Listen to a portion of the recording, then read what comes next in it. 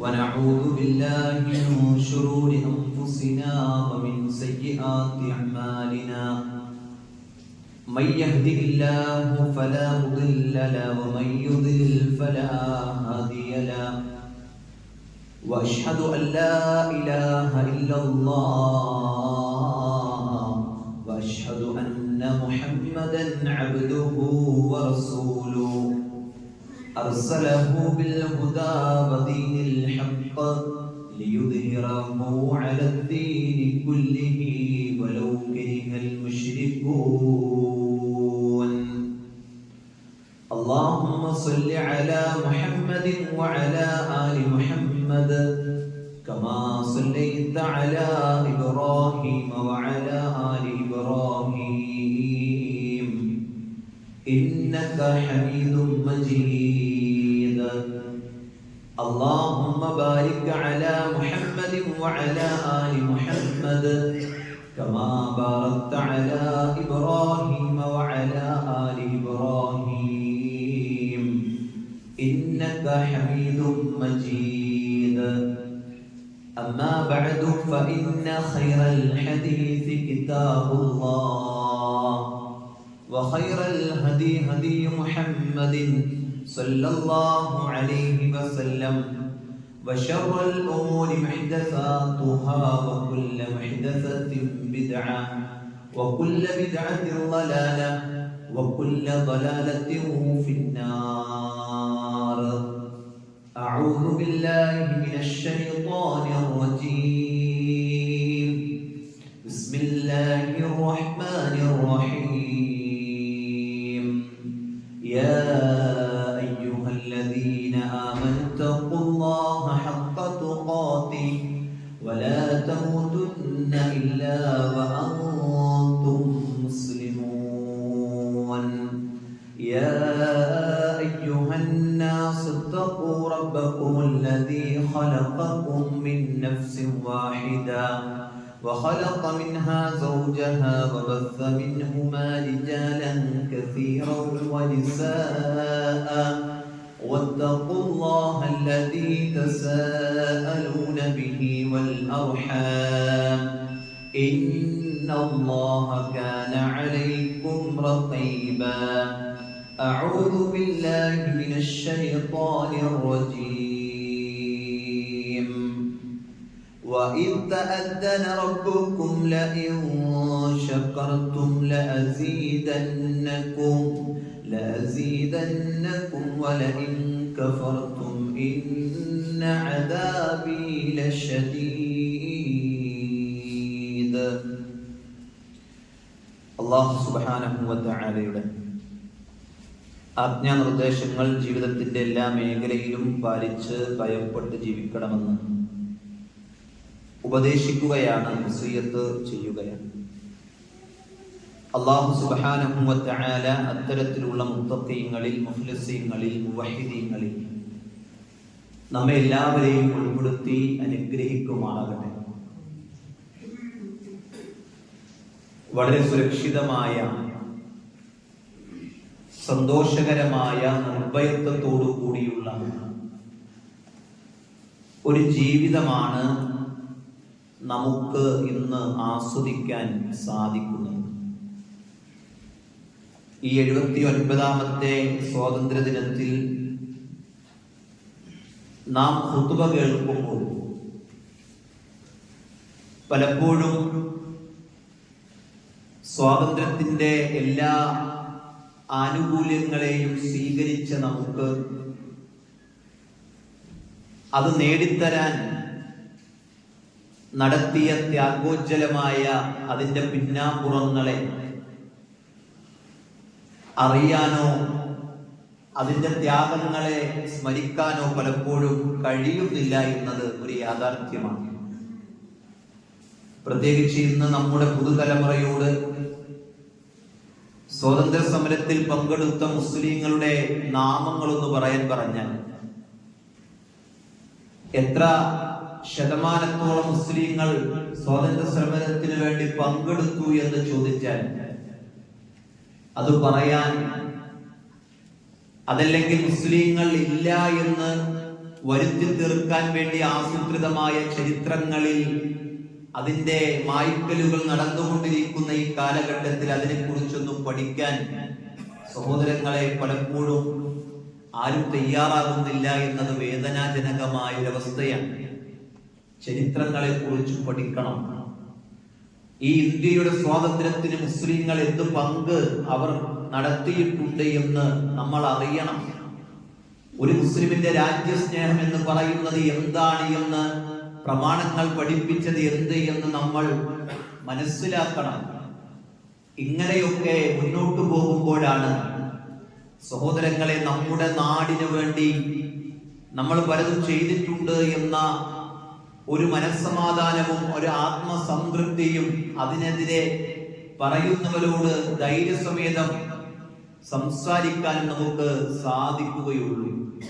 പരിശുദ്ധ ഖുർആനിൽ അല്ലാഹു സുബ്ഹാനഹു വ തആല വ്യത്യസ്തങ്ങളായ നാടുകളെ കുറിച്ച് പരിചയപ്പെടുത്തുമ്പോൾ പ്രധാനമായും 3 തരത്തിലുള്ള നാടുകളെയാണ് ഖുർആൻ ഹദീസുകളൊക്കെ പരിചയപ്പെടുത്തുന്നത്. ഒന്നാമത്തെ നാട് എന്ന് പറയുന്നത് ദാറുൽ ഇസ്ലാമാണ്. അത് ഇസ്ലാമിന്റെ ഭൂപ്രകൃതിയിൽ ഒരു മുസ്ലിമിന് ഇസ്ലാമിക ശരീഅത്ത് അനുസരിച്ച് മുന്നോട്ട് പോകുന്ന ഭരണപ്രദേശങ്ങളാണ്. രണ്ടാമത്തെ പ്രദേശം എന്ന് പറയുന്നത് ദാറുൽ ഹർബാണ്, അഥവാ ഇസ്ലാമിക വിരുദ്ധ ഭരണപ്രദേശങ്ങളാണ്. മൂന്നാമത്തെ നാടെന്ന് പറയുന്നത് ദാറുൽ സുൽഹിന്റെയും ദാറുൽ ദഅവത്തിന്റെയും അഥവാ ഐക്യത്തിന്റെയും മുസ്ലിങ്ങൾക്ക് മതപ്രബോധന സ്വാതന്ത്ര്യമുള്ള ഇസ്ലാമേതര ഭരണപ്രദേശങ്ങളാണ്. ഇതിൽ പറഞ്ഞ മൂന്നാമത്തെ പ്രദേശത്താണ് നമ്മൾ ജീവിക്കുന്നത്. ഇതൊരു ചിന്തക്കു വേണ്ടിയും നാം ജീവിക്കുന്ന നാടിനെ കുറിച്ചും നമ്മുടെ സ്വാതന്ത്ര്യത്തെ കുറിച്ചും നമ്മൾ തിരിച്ചറിയുകയും എന്ത് നന്ദി പ്രകടനമാണ് ഞാനും നിങ്ങളും അത് കിട്ടിയതിന്റെ പേരിൽ നടത്തിയിട്ടുള്ളത് എന്ന ആലോചനയുമാണ് ഇൻഷാ അല്ലാഹ് നമ്മൾ നടത്തേണ്ടത്. സഹോദരങ്ങളെ, ഓരോ സാഹചര്യങ്ങൾക്കും ബാധകമായ സവിശേഷമായ മാർഗരേഖ ഇസ്ലാം പഠിപ്പിച്ചു തന്നിട്ടുണ്ട്. ഏത് നാട്ടിൽ എങ്ങനെ ജീവിക്കണം, ഏത് നാട്ടിൽ എങ്ങനെ ജീവിച്ചുകൂടാ എന്നത് ഇസ്ലാം കൃത്യമായി വരച്ച് കാണിച്ചു തന്നിട്ടുണ്ട്. ഇന്ത്യ രാജ്യം എന്നുള്ളത് ഈ വിഭാഗത്തിൽ ദാറുൽ ഇസ്ലാമിന്റെ അല്ല, ദാറുൽ ഹർബിന്റെ അല്ല, മറിച്ച് ദാറുൽ ദഅവയുടെ നാടാണ് ഇന്ത്യ രാജ്യം എന്നുള്ളത്. ഒരു മതവിശ്വാസി എന്ന നിലയിൽ ഇസ്ലാമിക മതത്തിന്റെ മൂല്യങ്ങളെയും ഒരു പ്രബുദ്ധ പൗരൻ എന്ന നിലയിൽ ഇന്ത്യൻ രാജ്യത്തിന്റെ ഭരണഘടനയെയും അനുസരിച്ച് ഒരു മുസ്ലിമിന് സ്വസ്ഥമായി ജീവിക്കാനുള്ള സുന്ദരമായ അന്തരീക്ഷം നമുക്ക് ഈ നാട്ടിലുണ്ട് എന്നത് സഹോദരങ്ങളെ ഒരു മുസ്ലിമിനെ ഏറ്റവും വലിയൊരു ഭാഗ്യമായി തന്നെ നമ്മൾ കണക്കാക്കണം എന്നതാണ്. രണ്ടാമത്തെ കാര്യം എന്താണ്? സ്വാതന്ത്ര്യം എന്നത് ഏതൊരു മുസ്ലിമിന്റെയും അഭിലാഷമാണ്, ആഗ്രഹമാണ്. കൂട്ടിലടക്കപ്പെട്ട കിളിയെ അതിന്റെ കൂട്ടിൽ നിന്ന് പറത്തിവിടുമ്പോൾ ആകാശത്തേക്ക് പറന്നുയർന്ന് അതിന്റെ ചിറകുകളടിച്ച് അതിങ്ങനെ പാറിപ്പറക്കുമ്പോ സഹോദരങ്ങളെ, ആ പാറിപ്പറക്കുന്നത് സ്വാതന്ത്ര്യമാണെങ്കിൽ കൂട്ടിലടക്കപ്പെട്ട അവസ്ഥയെ അറിയുന്നവർക്ക് മാത്രമാണ് സ്വാതന്ത്ര്യത്തിന്റെ വിലയെ മനസ്സിലാവുകയുള്ളൂ. പലപ്പോഴും കൂട്ടിലടക്കപ്പെട്ട അവസ്ഥ എനിക്കും നിങ്ങൾക്കും ഉണ്ടായിട്ടില്ല. അതുകൊണ്ട് സ്വാതന്ത്ര്യം എന്താണ് എന്ന ആ സന്തോഷത്തെയോ അതിന്റെ കൃത്യമായ ബോധത്തെയോ ഉൾക്കൊള്ളാൻ നമുക്ക് പറ്റുന്നുണ്ടോ എന്നത് ചിന്തിക്കണം.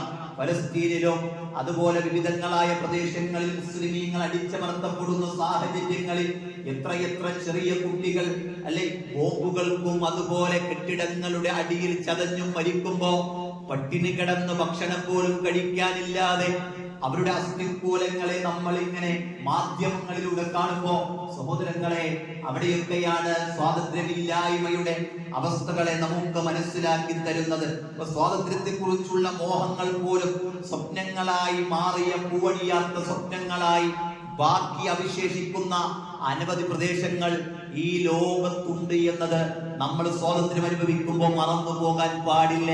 അപ്പോൾ നമുക്ക് ലഭിച്ച സ്വാതന്ത്ര്യം എന്ന് പറയുന്നത് നിഅമത്താണ്. നമ്മുടെ സമ്പത്ത് പോലെ, നമ്മുടെ ആരോഗ്യം പോലെ, നമ്മുടെ കുടുംബം പോലെ നമുക്ക് ലഭിച്ച ബാക്കി എല്ലാ അനുഗ്രഹങ്ങളെയും പോലെ നമുക്ക് ലഭിച്ച ഒരു അനുഗ്രഹമാണ് സ്വാതന്ത്ര്യം.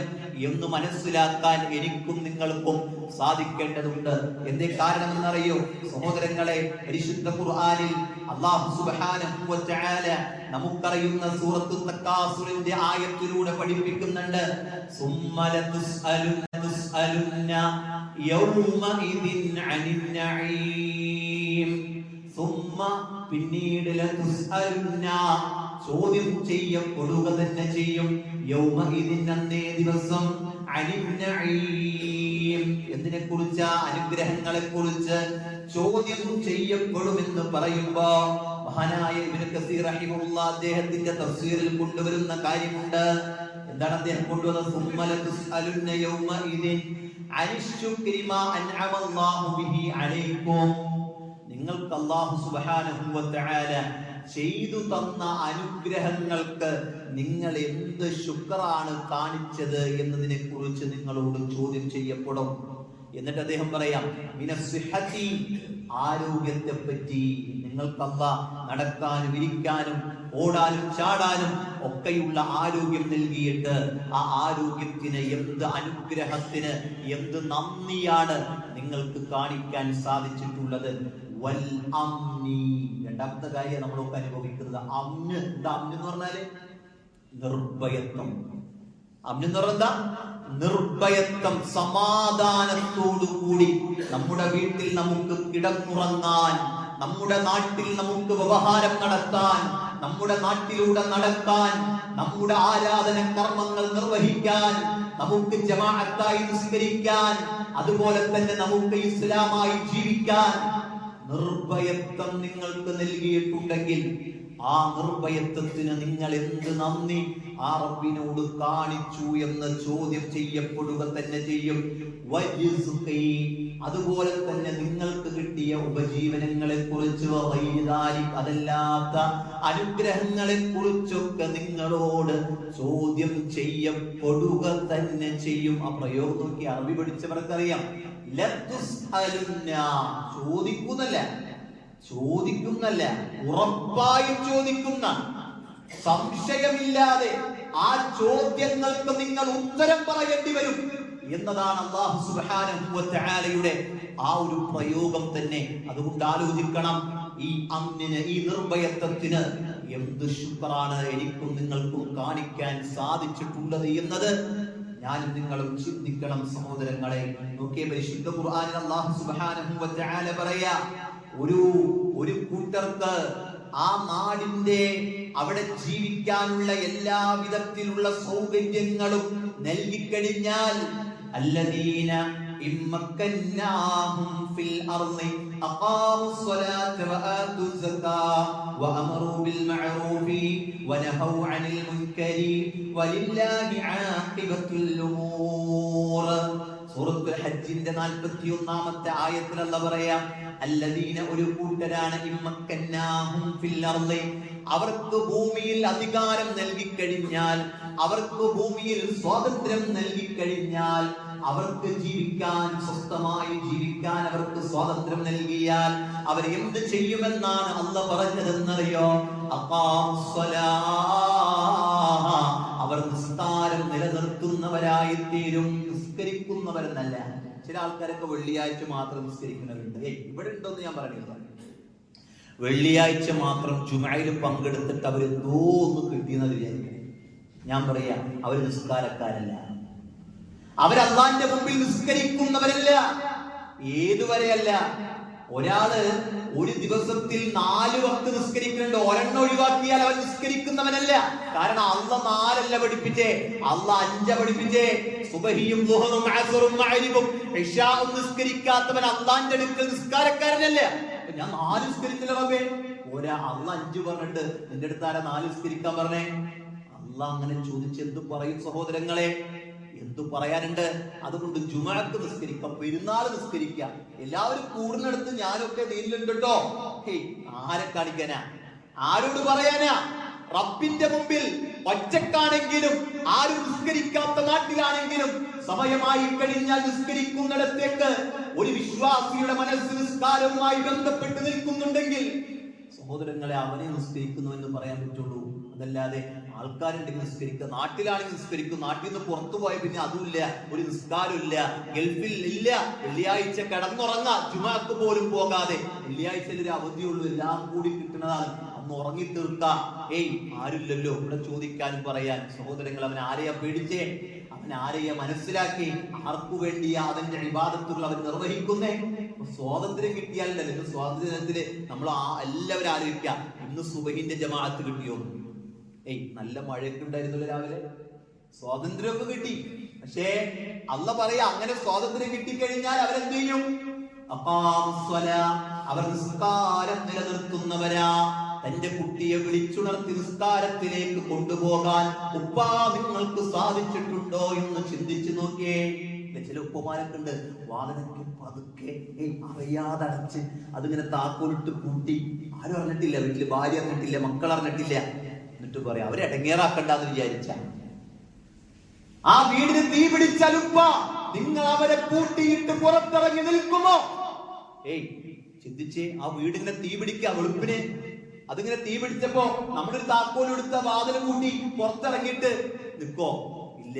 ഇവിടത്തെ തീനേക്കാൾ 59 ഇരട്ടി ചൂടുള്ള തീ നരകത്തിലെ തീ എന്ന ഹബീബുന മുഹമ്മദ് റസൂലുള്ളാഹി സ്വല്ലല്ലാഹു അലൈഹി വസല്ലം. എന്നിട്ട് അതിൽ കൂട്ടിയിട്ടാ നമ്മൾ ഇറങ്ങി പള്ളിയിലേക്ക് പോണേ. പ്രായമുള്ള വലിയ പയ്യന്മാരും അല്ലെ, ആൺമക്കളും അതല്ലെങ്കിൽ ഭാര്യ അവിടെ നിന്ന് വിളിച്ചുണർത്തി നിസ്കരിക്ക് സമയമായിട്ടുണ്ടോന്നും പറയാൻ എന്തേ നമുക്ക് മടി? ആർക്കു വേണ്ടിയാ നമ്മൾ ജീവിക്കണേ? ഈ ദുനിയാവിൽ കുറഞ്ഞ നാൾ ജീവിക്കുമ്പോ എന്തൊരു അഡ്ജസ്റ്റ്മെന്റ് ദീനിന്റെ വിഷയത്തിൽ മാത്രം. ദുനിയാവിന്റെ വിഷയത്തിൽ ഒരു അഡ്ജസ്റ്റ്മെന്റും ഇല്ല, അത് പറഞ്ഞാലും കേൾക്കയില്ല. ദീനിന്റെ വിഷയത്തിൽ എല്ലാവർക്കും അഡ്ജസ്റ്റ്മെന്റ്. അങ്ങനെ ആയപ്പോലല്ലോ, അങ്ങനെ മതിയല്ലോ, ഇതിനൊപ്പം ഇങ്ങനെ. സഹോദരങ്ങളെ, അതുകൊണ്ട് ഈ സ്വാതന്ത്ര്യം കിട്ടിയ സമയത്ത് നമ്മൾ ആലോചിക്കണം, എന്ത്? ഞാൻ നിസ്കരിക്കുന്നവനാണ്, എന്റെ നിസ്കാരത്തിന്റെ വിഷയത്തിൽ ഞാൻ ക്ലിയറാണ്. എന്റെ ഭാര്യ നിസ്കരിക്കുന്നുണ്ടോ? എന്റെ പൊന്നു മക്കള് അല്ലെ, വൈകുന്നേരം ചെല്ലുമ്പോ ഒരു മിഠായി കൊടുക്കുമ്പോ ഉപ്പാന്റെ കവിളിൽ ഇങ്ങനെ ഉമ്മം തരുമ്പോ ചേർത്ത് പിടിച്ച് എന്റെ പൊന്നുമോളാണ്. അവളുടെ ശരീരത്തിൽ ഒരു ചൂടുവെള്ളം വീണെന്ന് ഭാര്യ വിളിച്ചു പറയുമ്പോ ജോലി സ്ഥലത്ത് നിന്ന് ഓടി വീട്ടിലേക്ക് ചെന്ന് അവരുടെ ശരീരം പരിധി അൽഹംദുലില്ലാഹ് കുഴപ്പമൊന്നുമില്ലെന്ന് പറയുന്നു. ഉപ്പ, നിങ്ങൾ ചിന്തിച്ചോ, അവൾക്ക് 69 ഇരട്ടി ചൂടുള്ള നരകത്തിലേക്ക് നിസ്കരിക്കാത്തതിന്റെ പേരിൽ പറഞ്ഞു വിടുന്ന ഒരവസ്ഥ ഉണ്ടാകരുത് അല്ലേ? ആരും അവര് ചോദിക്കും, സഖർ എന്ന നരകത്തിൽ എന്തുകൊണ്ട് പ്രവേശിച്ചു എന്ന് ചോദിക്കുമ്പോ ആ നരകത്തിന്റെ ആളുകൾ പറയും, ഞങ്ങൾ നിസ്കരിക്കുന്ന ആളുകളുടെ കൂട്ടത്തിൽ പെട്ടിരുന്നില്ല. നമുക്ക് അത് രക്ഷിക്കുമാറാകട്ടെ. സഹോദരങ്ങളെ, നിസ്കരിക്കണം, അത് സമയത്തിന് നിസ്കരിക്കണം. ബാങ്കെന്തിനാ? ചില ആൾക്കാർക്ക് ബാങ്കിന്റെ എണ്ണം കൂടുതലാ പ്രശ്നം. അവിടുന്ന് ബാങ്ക് കൊടുക്കണം, ഇവിടുന്ന് ബാങ്ക് എടുക്കണം, എല്ലാം കൂടി ഒരു ബാങ്കായി കൂടെ എന്ന് ചോദിക്കുന്നവരാ. എത്ര ബാങ്ക് ഇട്ടിട്ട് നിസ്കരിക്കാൻ പറ്റില്ല? അവർ ഭയങ്കര അഭിപ്രായമൊക്കെ ഉണ്ട്. എന്താ കുറെ ബാങ്ക്, 5 ബാങ്ക് എന്റെ വീട്ടിൽ കേൾക്കണെന്ന് പറയുന്നവൻ പോലും ഈ 5 ബാങ്ക് കേട്ടിട്ട് പള്ളിയിലേക്ക് വരില്ല. പിന്നെ ഒറ്റ ബാങ്ക് ആക്കുന്നതിന്റെ അടുത്ത് അവന്റെ ചർച്ച അതാ. അവൻ ഫേസ്ബുക്കിലും വാട്സപ്പിലൊക്കെ ചർച്ച ചെയ്യുന്നുണ്ട്, ആ ബാങ്ക് കൂടി ഒരെണ്ണായി കൂടിയെന്ന്. പക്ഷെ അത്ര കേട്ടിട്ട് അവൻ പള്ളിയിലേക്ക് ഇതിലായിട്ട് വന്നിട്ടില്ല. ചർച്ചകൾ ചെയ്യാനല്ല. സഹോദരങ്ങളെ, ജീവിതത്തിൽ നമുക്ക് ബന്ധപ്പെടുന്ന ഐനായിട്ടുള്ള എന്ന് പറയും വ്യക്തിപരമായ ബാധ്യതകളിൽ നമ്മളൊരു വിട്ടുവീഴ്ചയും ചെയ്തുകൂടാ. അത് എന്നോട് എന്റെ റബ്ബ് ചോദിക്കുന്നതാണ് എന്ന് നമ്മൾ മനസ്സിലാക്കണം. ഇൻഷാ അല്ലാഹ്. അതുപോലെ തന്നെ രണ്ടാമത് അല്ലാഹ് പറഞ്ഞു നിസ്കാരം നിലനിർത്തുക എന്ന് പറഞ്ഞതുപോലെ തന്നെ സക്കാത്ത് കൊടുക്കുക എന്നുള്ളതാ. സഹോദരങ്ങൾ, സക്കാത്തൊക്കെ പറയുമ്പോൾ ചില ആൾക്കാർ റമദാനിൽ പറയേണ്ട വിഷയമല്ലേ, അവർക്ക് എന്ത് മറന്നുപോയോ? അതൊരു തെറ്റിദ്ധാരണയാണ്. സക്കാത്ത് എന്ന് പറഞ്ഞ റമദാനിൽ കൊടുക്കേണ്ട ഒന്നല്ല.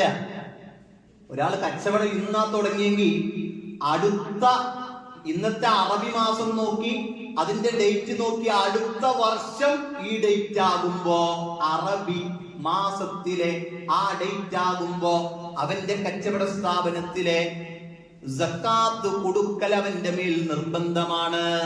മനസ്സിലായോ? അതല്ലാതെ റമദാനിലേക്കല്ല. റമദാനും സക്കാത്തുമായിട്ടൊരു ബന്ധമില്ല, ഒരു ബന്ധമില്ല. ഇനി ചില ആളുകൾ റമദാനിൽ എന്ത് ചെയ്തിട്ടുണ്ടാകും? കൊടുത്തു തുടങ്ങിയവർ ഇനി റമദാനിൽ തന്നെ എന്ത് ചെയ്യേണ്ടി വരും? അത് കൊടുത്ത് തീർക്കേണ്ടി വരും. പുതിയ പുതിയ കച്ചവടങ്ങളൊക്കെ തുടങ്ങുന്ന ആൾക്കാര് ആ തുടങ്ങുന്ന ഡേറ്റ് എന്ത് ചെയ്യണം? കൃത്യമായിട്ട് ഓർത്തു വെക്കണം. എന്നിട്ട് അടുത്ത വർഷം ഒരു ഹൗല് പൂർത്തീകരിക്കുമ്പോ അവൻ എന്ത് ചെയ്യണം? അവൻ അതിന്റെ സക്കാത്ത് കണക്ക് കൂട്ടി കൊടുക്കണം. അതുകൊണ്ട് നമ്മൾ പറയാം, പള്ളിയിൽ സക്കാത്ത് സെല്ലൊക്കെ എപ്പോഴും ആക്റ്റീവായിരിക്കും. എപ്പോഴും, ഇത് റമദാനിൽ മാത്രം തുറന്നു വെക്കേണ്ടതല്ല, എപ്പോഴും അത് എപ്പോഴും സജീവായിരിക്കും. അപ്പോ അവർ സക്കാത്ത് കൃത്യമായി കൊടുക്കുന്നവരാണ്. ആര്? അല്ലാഹ് ഭൂമിയിൽ സ്വാതന്ത്ര്യം നൽകുന്നവർ ഒന്ന് നിസ്കരിക്കുന്നവരാണ്, ഒന്ന് സക്കാത്ത് കൊടുക്കുന്നവരാണ്. മൂന്നാമത്തെ കാര്യം എന്താ? അവര് നന്മ കൽപ്പിക്കുന്നവരാ. അവര് നന്മ കൽപ്പിക്കുന്നവരാ. അവര് നന്മയെ കൽപ്പിക്കുന്നവരാണ്. അവര് തിന്മയെ വിരോധിക്കുന്നവരാ. അവര് തിന്മ കാണുമ്പോ കൈകൊണ്ട് തടുക്കാൻ പറ്റുന്നത് കൈകൊണ്ട് തടുക്കുന്നവരാ. അതിന് സാധിച്ചില്ലെങ്കിൽ അവരെന്ത് ചെയ്യുമെന്നറിയോ? അവരിതാ വായു കൊണ്ട് എതിർക്കുന്നതാ. അതിനും സാധിച്ചില്ലെങ്കിൽ ഹൃദയം കൊണ്ടവര് അതിനോട് വെറുപ്പ് പുലർത്തുന്നവരാ. അല്ലെ, അങ്ങനെയായിരിക്കണം ഒരു വിശ്വാസി എന്ന് പറഞ്ഞത്. അല്ലാഹുവിന്റെ റസൂൽ പറയാ സല്ലല്ലാഹു അലൈഹി വസല്ലമ, ആ അവസാനം പറഞ്ഞിട്ടുണ്ടല്ലോ ഹൃദയം കൊണ്ട് വെറുക്കാന്നുള്ളത്, അതുപോലും ഈമാനിന്റെ ഏറ്റവും ദുർബലമായ അവസ്ഥയാണ്. ഏറ്റവും ലാസ്റ്റ് പടിയാണ് ഹൃദയം കൊണ്ട് വെറുക്കാന്നുള്ളത്. അതുകൊണ്ട് ആദ്യം നമ്മൾ കൽപ്പിക്കേണ്ടത് നമ്മുടെ വീട്ടിലാണ്. അവിടെ ഒരു ഹറാമുകളും വാഴുന്നില്ല എന്ന് ഉറപ്പുവരുത്താം. ഒരു ഹറാമുമില്ല, ഒരു നിലക്കുമുള്ള ഇസ്ലാം വിരോധിച്ച ഒന്നും എന്റെ വീട്ടിലില്ല. അല്ലേ? വീട് പണിയുമ്പോ വലിയ ഒരു ഹാളിൽ തന്നെ വലിയൊരു സ്ഥലം ബാക്കിയിട്ടിട്ടുണ്ട്. എന്തിനാന്ന് ചോദിക്കുമ്പോ അതൊരു വലിയ TV വാങ്ങാനുണ്ട്. ഇന്ന് എല്ലാവരും വീട്ടിൽ തിയേറ്ററാ, വീടുകളിൽ തിയേറ്ററാ. വലിയ TV വാങ്ങി വെച്ച് എന്നിട്ടോ രാത്രി 12 മണി വരെ അതിന്റെ മുമ്പിലിരുന്ന് വേണ്ടാത്ത ഹറാമുകളൊക്കെ കണ്ട്. സഹോദരങ്ങളെ, പല വീട്ടിൽ നിന്നും പെണ്ണുങ്ങൾ ഒളിച്ച് ഓടണ കാണുമ്പോ, പെൺകുട്ടികൾ മറ്റു മതസ്ഥരുടെയും സ്വന്തം മതസ്ഥരുടെയും ഒപ്പം ഒളിച്ച് പാഞ്ഞു പോകണ കാണുമ്പോ വേദനിക്കാത്ത മാതാപിതാക്കളുണ്ടോ? എല്ലാവരും വേദനിക്കും, എല്ലാവർക്കും വിഷമ. അത് അപ്പുറത്തെ വീട്ടിൽ നിന്ന് പോയാലും നാട്ടിൽ നിന്നൊരു പെണ്ണെങ്ങോടെങ്കിലും പോയാലും ഒക്കെ വേദനയാ. ഈ അടുത്ത് നമ്മൾ വാർത്തകളൊക്കെ വായിക്കണില്ലേ? മക്കൾക്ക് അത് കാണിച്ചു കൊടുക്കണം. മക്കളെ, ഇതൊക്കെയാണ് ഇതിന്റെ അവസ്ഥ, ഇതൊക്കെയാണ് റിയാലിറ്റി. ഏതെങ്കിലും റൂമുകളിൽ ആത്മഹത്യ എന്ന പേരും പറഞ്ഞ് നാളെ നമ്മുടെ മക്കളുടെ ശരീരത്തെ വികൃതമായി ലഭിക്കുന്ന ഒരവസ്ഥ ഉണ്ടായി കഴിഞ്ഞാൽ, അല്ലേ, അള്ളാഹു കാത്തു രക്ഷിക്കുമാറാകട്ടെ. സഹോദരങ്ങളെ, അതൊന്നും വെറുതെ ഉണ്ടാവണല്ല. ജീവിതത്തിൽ നമ്മുടെ വീട്ടിൽ നിന്ന് കൊടുക്കുന്ന ചില സന്ദേശങ്ങളുണ്ട്, വീട്ടിൽ നിന്ന് വളർത്തിക്കൊണ്ടുവരുന്ന ചില സന്ദേശങ്ങളുണ്ട്. ഇത് മക്കളും പാപ്പയും ഉമ്മയൊക്കെ കൂടി ഇരുന്ന് TV കണ്ട് സിനിമ കണ്ട്, ആ സിനിമയിൽ അല്ലെ നടൻ നടിയെ വീട്ടിൽ നിന്ന് ഇറക്കി വലിച്ചു കൊണ്ടുപോകണെ കണ്ടിട്ട് ഉമ്മയും വാപ്പയും കയ്യോട്ടാ. ഉമ്മയും വാപ്പയും കൈകൊട്ട. അപ്പൊ മോള് വിചാരിക്കും, എന്റെ ഉമ്മാക്കും വാപ്പാക്കും ഇതാണല്ലേ ഇഷ്ടമെങ്കിൽ ഞാനും ഒന്ന് പരിശ്രമിക്കുന്നുണ്ട്. എന്നിട്ട് കണ്ടവനെടുത്ത് ഇഷ്ടാണെന്നും പറഞ്ഞ് നാളെ അവള് ബാഗും തൂക്കി വീട്ടിൽ നിന്ന് ഇറങ്ങിപ്പോകുമ്പോ കരഞ്ഞുകൊണ്ടിരിക്കാൻ ഈ ഉമ്മാക്കും വാപ്പാക്കും എന്ത് അധികാരമുള്ള? ആരാ പഠിപ്പിച്ച് ഇതൊക്കെ? ആരാ പണം കൊടുത്ത് മാസം കെട്ടി കേബിളുകാരന്റെ അടുക്കൽ നിന്ന് ഇതൊക്കെ വാങ്ങി മക്കളെ കാണിച്ച് പഠിപ്പിച്ചൊരു സംസ്കാരത്തിന്റെ മൂല്യമില്ലാത്ത വികൃതമായ സംസ്കാരത്തിന്റെ വക്താക്കളായി വളർത്തിക്കൊണ്ടുവന്നത് ആരെ കുറ്റം പറയാൻ പറ്റും? മക്കളെ കുറ്റം പറയാൻ പറ്റും? ഇല്ല. കാണിച്ചു കൊടുത്തതും മൂട്ടിയതും ഉറക്കിയതും ഒക്കെ ഇതൊക്കെ കാണിച്ചിട്ടില്ലേ? സഹോദരങ്ങളെ, കാത്തുകൊള്ളുക, സൂക്ഷിച്ചുകൊള്ളുക. ഇതൊക്കെ പറയുമ്പോ ഇത് എന്റെ വീട്ടിലൊന്നും ഇത് വന്നിട്ടില്ലല്ലോ എന്ന് ചിന്തിക്കുന്നുണ്ടെങ്കിൽ നാളെ നമ്മുടെ വീട്ടിൽ വന്നിട്ട് കരഞ്ഞിട്ട് കാര്യമില്ല, വിഷമിച്ചിട്ട് കാര്യമില്ല. അല്ലേ? എന്തൊക്കെ വരുമെന്ന് അള്ളാന്റെ ഖദർ എന്തൊക്കെയുണ്ട് അതൊക്കെ വരും. എന്നാൽ മനസ്സിലൊരു സമാധാനം, ഞാൻ വേണ്ടാത്തതൊന്നും എന്റെ മക്കളെ കാണിച്ചിട്ടില്ല, പഠിപ്പിച്ചിട്ടില്ല എന്ന് പറയാൻ സഹോദരങ്ങളെ നമുക്ക് സാധിക്കും. ഇന്നത്തെ ആധുനിക തലമുറയിൽ ഈ മക്കളെ വളർത്തുന്നിടത്ത് പഠിപ്പിക്കുന്ന വളരെ പ്രധാനപ്പെട്ട കാര്യത്തിൽപ്പെട്ടതാണ് ഒന്ന്, മക്കൾ എന്ത് കേൾക്കുന്നു എന്നത്, മക്കൾ എന്ത് കേൾക്കുന്നു എന്നത്. രണ്ട്, മക്കൾ എന്ത് കാണുന്നു എന്നത്, മക്കൾ എന്ത് കളിക്കുന്നു എന്നത് വളരെ പ്രധാനപ്പെട്ടതാണ്. മക്കൾ എന്ത് കേൾക്കുന്നു എന്നത്. നമ്മുടെ വീട്ടിൽ നിന്ന് വാപ്പാന്റെ മൊബൈൽ അടിക്കുമ്പോ വാപ്പ ഇവിടെ ഇല്ലടി എന്നൊന്ന് പറയാനാണ് മക്കളോട് പറയുന്നതെങ്കിൽ, മക്കൾ കേൾക്കുന്നത് നുണ പറയാനുള്ള സന്ദേശങ്ങളാണെങ്കിൽ ആ കുട്ടികൾ നാളെ നുണ പറയുന്നവരായി വളരുമെന്നതിൽ യാതൊരു സംശയമില്ല. മക്കൾ എന്ത് കാണുന്നു എന്ന് വൃത്തികെട്ട പകുതി വസ്ത്രധാരണകളായ വൃത്തികെട്ട ആഭാസങ്ങളാണ് വീടിന്റെ തീന്മേശകളിൽ നിന്ന് കാണിച്ചു കൊടുക്കുന്നതെങ്കിൽ നാളെ ആ വസ്ത്രത്തോടുള്ള കൊതി ആ കുട്ടിക്ക് ഉണ്ടാവുന്നതിൽ യാതൊരു സംശയമില്ല. മൂന്നാമത്തത്, മക്കൾ എന്ത് കളിക്കുന്നു എന്നതും വളരെ പ്രധാനപ്പെട്ടതാണ്. അതുകൊണ്ട് നാം ശ്രദ്ധിക്കണം, എങ്ങനെയെങ്കിലും വളർത്തിയ പോലെ സ്വർണ്ണങ്ങൾ മൂല്യമുള്ള, ക്വാളിറ്റിയുള്ള, ഏറ്റവും ആപ്റ്റായ നല്ല രൂപത്തിൽ വളർത്തണം. ആ വളർത്തലാണ് ഇസ്ലാം പഠിപ്പിക്കുന്ന വളർത്തൽ. അത്തിബൂഹും, അവർക്ക് നിങ്ങൾ അദബ് കൊടുക്കണം, മര്യാദകൾ കൊടുക്കണം. സഹോദരങ്ങൾ, ഇസ്ലാമിന്റെ മര്യാദകൾ അത് ഏത് നാട്ടിലും എവിടെയും ഏത് സംസ്കാരങ്ങൾക്കും ഉയർന്നു നിൽക്കുന്ന മര്യാദകളാണ് എന്നതിൽ അഭിമാനിക്കാൻ നമുക്ക് പറ്റണം. അതുകൊണ്ട് നന്മ കൽപ്പിക്കുന്നിടത്തും തിന്മ വിരോധിക്കുന്നിടത്തും അവരുണ്ടാകുമെന്ന് അല്ലാഹു സുബ്ഹാനഹു വ തആല പഠിപ്പിക്കുകയാണ്. വലില്ലാഹി ആഖിബത്തുൽ ഉമൂർ, എല്ലാ കാര്യങ്ങളുടെയും പര്യവസാനം അവന്റെ അടുക്കലേക്കാണ്. ഇനിയോ സഹോദരങ്ങളെ, ഒരു ഇന്ത്യ രാജ്യത്ത് നമ്മൾ ജീവിക്കുമ്പോൾ അല്ലാഹ് പറയാ, നമ്മുടെ മതത്തിന്റെ മൂല്യങ്ങളെ കാത്തു സൂക്ഷിക്കാൻ നമുക്ക് സാധിക്കണം. അതോടൊപ്പം മറ്റുള്ളവരോട് നീതി പുലർത്താനും നമുക്ക് പറ്റും.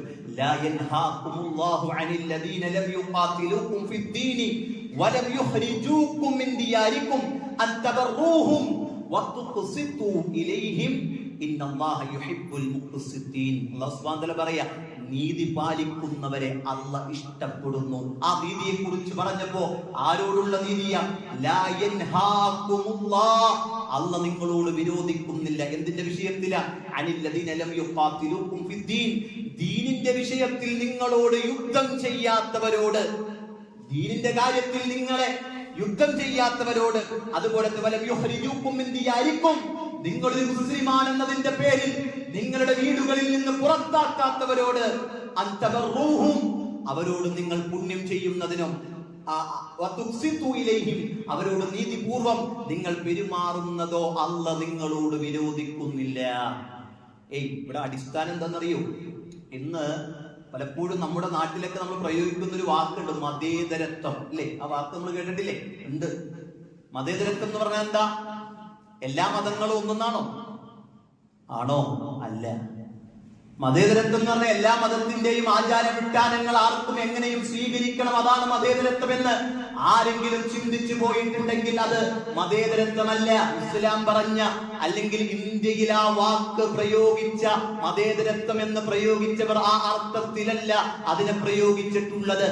പിന്നെയോ, ഒരു പൂന്തോട്ടത്തിലെ വ്യത്യസ്തങ്ങളായ പൂക്കൾ എന്ന പ്രയോഗം പോലെ, അത് എത്ര ഭംഗിയാണ് ആ പൂന്തോട്ടത്തിന് നൽകുന്നതെന്ന പോലെ, ഓരോ മതങ്ങളും അതിൻ്റെതായ വർണ്ണങ്ങളിൽ ഇവിടെ ജീവിക്കുമ്പോ, അവരുടെ ആചാരങ്ങളിൽ ഇവിടെ ജീവിക്കുമ്പോ, അവരുടെ അനുഷ്ഠാനങ്ങളിൽ ഇവിടെ ജീവിക്കുമ്പോ, അതിനെയാണ് ഇവിടെ മതേതരത്വം എന്ന് പ്രയോഗിച്ചത്. അതല്ലാതെ കുറച്ച് ആൾക്കാർ എന്ത് ചെയ്യാ, അപ്പുറത്തൊരു ആഘോഷം വരുമ്പോ മുസ്ലിങ്ങൾ പോയിട്ട് ആ ആഘോഷത്തിൽ പങ്കെടുക്കുക, അല്ലെങ്കിൽ ഇപ്പുറത്തൊരു ആഘോഷം വന്നാൽ ഇപ്പുറത്ത് പോയി പങ്കെടുക്കുക, പങ്കെടുത്തില്ലെങ്കിൽ അവരൊക്കെ ഏതെങ്കിലും ആളുകളെന്ന് ചാപ്പ കുത്ത.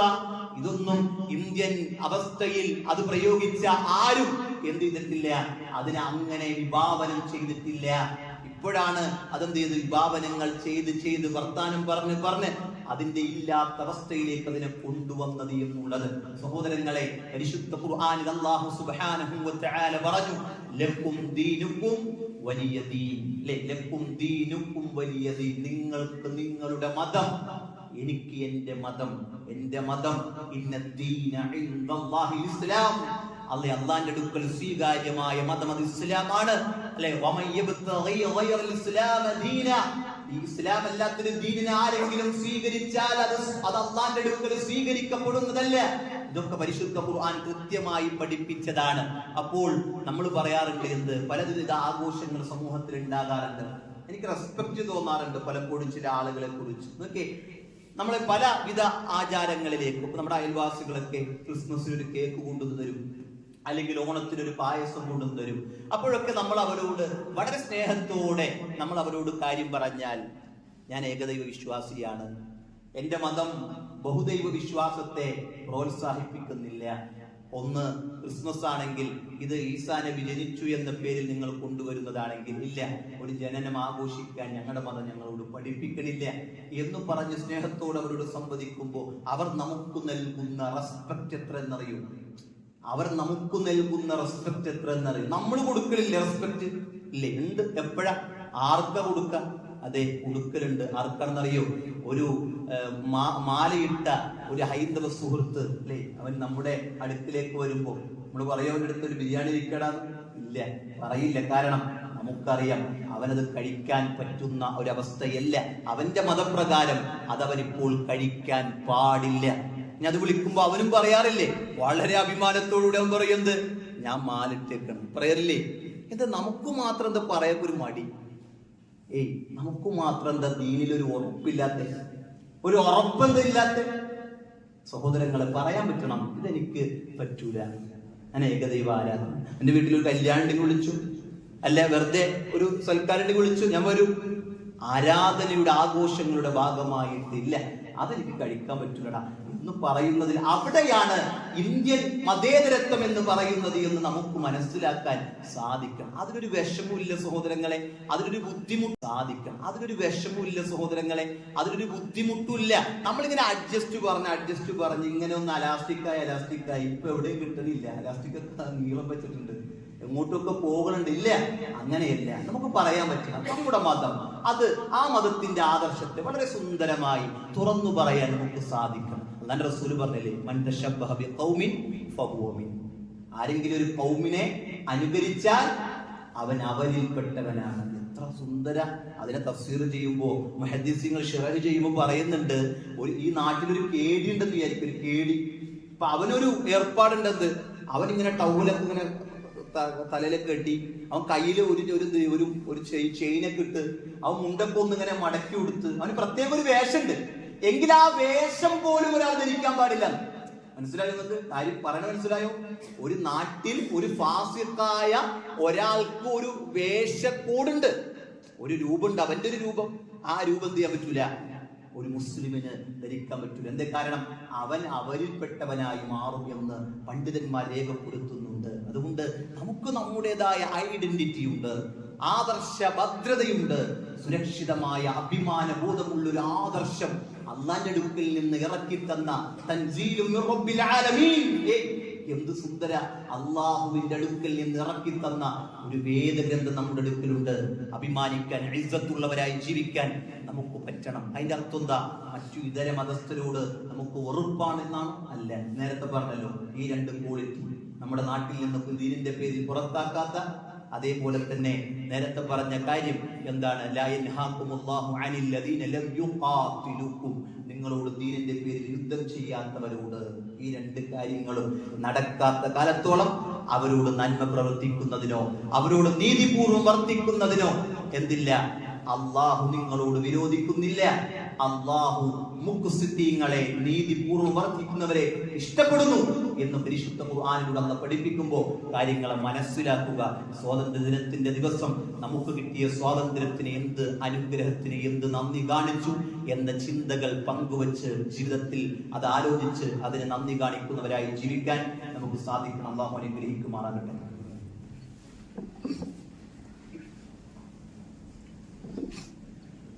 الحمدلله رب العالمين الصلاة والسلام على رسول الأمين وعلى آله وصحبه أجمعين أما بعد أعوذ بالله من الشيطان الرجيم يا أيها الذين آمنوا اتقوا الله حق تقاته ولا تموتن إلا وأنتم مسلمون. അള്ളാഹുവിൻ്റെ ആജ്ഞാനിർദ്ദേശങ്ങൾ ജീവിതത്തിൻ്റെ എല്ലാ മേഖലയിലും പാലിച്ച് ഭയപ്പെട്ട് ജീവിക്കണം എന്ന് ഓർമ്മപ്പെടുത്തുകയാണ്. സഹോദരങ്ങളെ, ആദ്യ ഖുതുബയിൽ സ്വാതന്ത്ര്യം അനുഗ്രഹമാണ്. ആ അനുഗ്രഹത്തിന് നന്ദി കാണിക്കണം. ഒന്ന്, നിസ്കാരം നിലനിർത്തി സക്കാത്ത് കൊടുത്ത് നന്മ കൽപ്പിച്ച് തിന്മ വിരോധിച്ച് ജീവിതത്തെ ക്രമപ്പെടുത്തണം എന്നതാണ് നമ്മൾ പറഞ്ഞത്. രണ്ടാമതായി നമ്മൾ ശ്രദ്ധിക്കേണ്ട ഒരു കാര്യം, നമ്മുടെ പള്ളിയുമായി ബന്ധപ്പെട്ട് വളരെ പ്രധാനപ്പെട്ട ഒരു കാര്യം സൂചിപ്പിച്ചിട്ടുണ്ടായിരുന്നു കഴിഞ്ഞ ഒരു ഖുതുബയിൽ. അതൊന്നുകൂടി ആവർത്തിക്കുകയാണ്. ഇന്ന് അൽഹംദുലില്ലാഹ് നല്ല മഴ പെയ്യുന്നുണ്ട്. മഴ പെയ്യുമ്പോൾ എന്താ ശ്രദ്ധിക്കേണ്ടേ? നമ്മളെന്താ പറയാറ്? ഒടുക്കത്തെ മഴ, ഇപ്പൊ വരണ്ടായിരുന്നു, കുറച്ചുകൂടി കഴിഞ്ഞിട്ടാണ് ഞാൻ വീട്ടിലെത്തിയനെ. നമ്മുടെ ഇഷ്ടത്തിന് നമ്മളെല്ലാം ആലോചിക്കണേ. അങ്ങനെയാണോ? അല്ല. മഴ പെയ്യുമ്പോൾ പ്രാർത്ഥിക്കേണ്ട പ്രാർത്ഥന എന്താ? അല്ലാഹുമ്മ സ്വയ്യിബൻ, അല്ലാഹുമ്മ സ്വയ്യിബൻ നാഫിഅ. പഠിക്കാത്തൊരു പഠിക്കണം. അല്ലാഹുമ്മ സയ്യിബൻ നാഫിഅ. ഗൾഫിലേക്കൊക്കെ ആരിലൊക്കെ ഉണ്ടെന്ന് വിളിക്കേ, ഇവിടെ നല്ല മഴയടാ എന്ന് വിളിച്ചു പറഞ്ഞു നോക്കിയേ. അവൻ പറയും ഇവിടെ നല്ല ചൂടാടാ, ഇപ്പൊ നാട്ടിലേക്ക് വരാൻ പൂതിയാവണ്ടാ. ഗൾഫിലുള്ളവർക്കൊക്കെ അറിയാലോ, നല്ല ചൂട് സഹിക്കാൻ പറ്റണില്ല. ചില ആളുകളൊക്കെ വീഡിയോ കോൾ ചെയ്യുമ്പോൾ മുഖമൊക്കെ കരിവാളിച്ച കാണണേ. പുറത്തൊക്കെ പണിയെടുക്കണവരെ ഇടങ്ങേറാവാ. ഇവിടെ നമ്മുടെ മഴ കൂടിയെന്നും പറഞ്ഞ് നമ്മളിങ്ങനെ നന്ദി കെട്ടവനാണ് മനുഷ്യൻ അല്ല വെറുതെ പറഞ്ഞല്ലേ. ഇന്നൽ ഇൻസാന ലിറബ്ബിഹി ലകനൂദ്, അല്ല വെറുതെ പറഞ്ഞല്ലേ, മനുഷ്യന്റെ സ്വഭാവ. മഴ കൂടിയ മഴ എന്ന് പറയും, ചൂട് കൂടിയാലോ എന്തൊരു ചൂടാന്ന് പറയും അല്ലെ. എല്ലാത്തിലും നമുക്ക് പരാതിയുണ്ട്, അല്ലാഹു കാത്ത് രക്ഷിക്കട്ടെ. ആലോചിച്ചോക്കെ.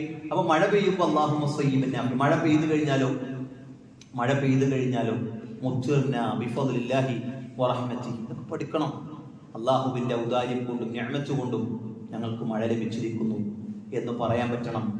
സഹോദരങ്ങളെ, മഴ വരുമ്പോ നമ്മുടെ പള്ളിയുടെ പഴക്കം കൊണ്ട് തന്നെ ചില ഭാഗങ്ങളിലും ഇങ്ങനെ ചോർന്ന് വെള്ളം ഇങ്ങനെ ഒലിക്കുന്നുണ്ട്. അപ്പോ ആ വെള്ളം മദ്രസയിലേക്ക് പോകുന്ന കുട്ടികൾക്കൊക്കെ പോകാൻ ഇങ്ങനെ വഴക്കിലൊക്കെ ആയിട്ട് ബുദ്ധിമുട്ടുണ്ടാക്കുന്നുണ്ട്. ഏകദേശം ഒരു 40,000 രൂപയാണ് ആ വകയിൽ ചെലവ് ഇനിയും വേണ്ടത് എന്നാണ് അറിയാൻ കഴിഞ്ഞത്. ഇൻഷാ അല്ലാഹ് വേണമെങ്കിൽ നമുക്ക് പറയാൻ പറ്റും കമ്മിറ്റിക്കാരോട്, ഞാനത് ഏറ്റെടുക്കാം, ഇൻഷാ അല്ലാഹ് ഞാൻ തന്നോളാം എന്നൊക്കെ നമ്മൾ പറയുമ്പോൾ, സഹോദരങ്ങൾ, ഓരോ മദ്രസയിലും ഒരു കുട്ടി ഖുർആൻ ഓതുന്നതിന്റെ പൂർണ്ണ പ്രതിഫലം അല്ലാഹ് ഉദ്ദേശിച്ചത് നമുക്ക് കിട്ടും. അതല്ലെങ്കിൽ അതുപോലെ ഏത് നന്മയുടെയും പ്രതിഫലം നമുക്ക് കിട്ടും, ഒരു ജാരിയായ സ്വതക്കയായി മാറും. ഇൻഷാ അല്ലാഹ് അതൊക്കെ ഒന്ന് ശ്രദ്ധിക്കാൻ. അതേപോലെ തന്നെ പള്ളിയുമായി ബന്ധപ്പെട്ട ചെലവുകൾക്ക് നാം ഒരു മാസവിലേക്ക് കൊടുക്കാനുള്ളവരൊക്കെ എന്ത് ചെയ്യാൻ ഇതൊക്കെ ഒന്ന് ശ്രദ്ധിച്ച് കൊടുക്കുക. അതൊക്കെ ഒരു ബാധ്യതയാണ്, ഒരു കടാണ്. നമ്മൾ ഏറ്റിട്ടുണ്ടെങ്കിൽ നിങ്ങളുടെ നാട്ടിലൊരു പള്ളി പണിത് നടക്കുന്നുണ്ട്. അപ്പോൾ ഒരാള്, നമ്മളറിയാത്തൊരാള് മാസം 5,000 രൂപ വെച്ചാൽ പള്ളിക്ക് എന്ത് ചെയ്യുന്നുണ്ട്, അയാൾ തന്നുണ്ട്, അല്ലെങ്കിൽ അക്കൗണ്ടിലേക്ക് ഇങ്ങനെ അയക്കണുണ്ട്. അയാൾ ആരോടും പറയണില്ല, ഒരു റെസിപ്റ്റ് പോലെ അയാൾ ചോദിക്കണില്ല, കൊടുക്കണൊക്കെ ഉണ്ട്. അയാളിങ്ങനെ മാസം ശമ്പളം കിട്ടുമ്പോൾ എന്ത് ചെയ്യും, നമ്മൾ പലതിനും വക വെക്കാറുണ്ട്. വീട്ടിലേക്ക് സാധനങ്ങൾ വാങ്ങാൻ എത്ര രൂപ, കരണ്ട് ആശ എത്ര രൂപ അല്ലേ.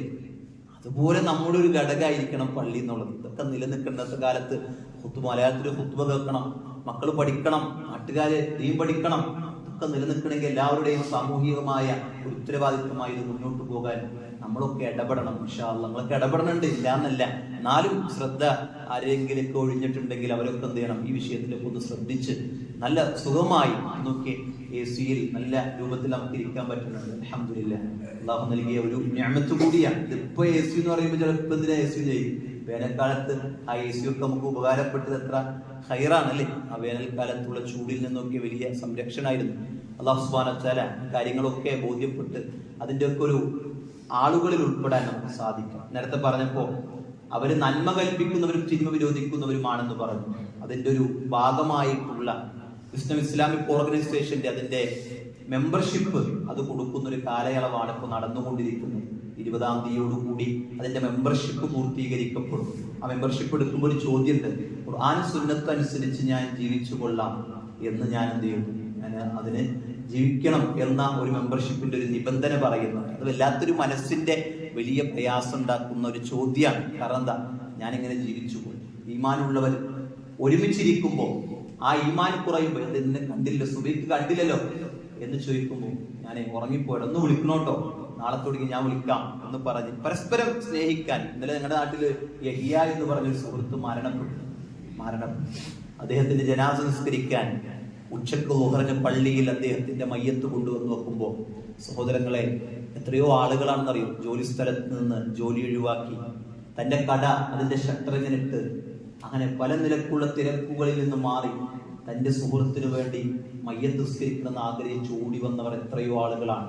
അല്ലാഹുവിന്റെ റസൂൽ പറയാ, 40 പേര് ഒരു മയ്യത്തിനു വേണ്ടി ശഫാഅത്ത് ചെയ്താൽ അവരുടെ ക്വാളിറ്റി എന്താ, ലാ യുശ്രികൂന ബില്ലാഹി ശൈആ, അല്ലാഹുവിൽ പങ്കു ചേർക്കാത്ത 40 പേര് അല്ലാഹുമ്മ ഗഫിർ ലഹു, അല്ലാഹുവേ ഈ മനുഷ്യന് പുറത്തു കൊടുക്കണേ അല്ലാഹ് എന്ന് ദുആ ചെയ്താൽ, ശുപാർശ ചെയ്താൽ അവരുടെ ശുപാർശ അല്ലാഹ് സ്വീകരിക്കുമെന്ന് ഹബീബുന മുഹമ്മദ് റസൂലുള്ളാഹി സ്വല്ലല്ലാഹു അലൈഹി വസല്ലം പഠിപ്പിക്കുന്നുണ്ട്. സഹോദരങ്ങൾ, അതുകൊണ്ട് ഒരുമിച്ച് നിൽക്കാൻ പറ്റിയ ഒരു അവസരമാണ്. അതിന്റെ കാലയളവ് 20-ാം തീയതി കൂടി കഴിയും. ആരെങ്കിലും അറിഞ്ഞിട്ടില്ലെങ്കിൽ അറിയിക്കാൻ വേണ്ടി മാത്രം പറഞ്ഞതാണ്. ഇൻഷാ അല്ലാഹ് ശ്രദ്ധിക്കുക. അല്ലാഹു അനുഗ്രഹിക്കുമാറാകട്ടെ. അല്ലാഹു നമ്മുടെ പാപങ്ങൾ പുറത്തു തരുമാറാകട്ടെ. ഈമാനോടുകൂടി ഇഖ്ലാസോടുകൂടി ജീവിക്കാൻ അല്ലാഹു തൗഫീഖ് പ്രദാനം ചെയ്യുമാറാകട്ടെ. നമ്മുടെ മക്കളെ അല്ലാഹു സ്വാലിഹീങ്ങളായി മക്കളായി വളർത്തിക്കൊണ്ടുവരുമാറാകട്ടെ. നമ്മുടെ മാതാപിതാക്കൾ രോഗം കൊണ്ട് പ്രയാസപ്പെടുന്നവരുണ്ട്. അല്ലാഹു ഒരു രോഗം ഷിഫാഉൻ ആജിൽ പ്രദാനം ചെയ്യുമാറാകട്ടെ. اللهم اغفر للمؤمنين والمؤمنات والمسلمين والمسلمات والأحياء منهم والأموات إنك مجيب الدعوات يا قاضي الحاجات. اللهم أجرنا من النار، اللهم أجرنا من النار، اللهم أجرنا من النار. اللهم أدخلنا الجنة، اللهم أدخلنا الجنة، اللهم أدخلنا الجنة. اللهم أعز الإسلام والمسلمين وأذل الشرك والمشركين. اللهم أعز الإسلام والمسلمين وأذل الشرك والمشركين. اللهم أعز الإسلام والمسلمين وأذل الشرك والمشركين. ربنا آتنا في الدنيا حسنة وفي الآخرة حسنة وقنا عذاب النار. ربنا تقبل منا إنك أنت السميع العليم وتب علينا إنك أنت التواب الرحيم.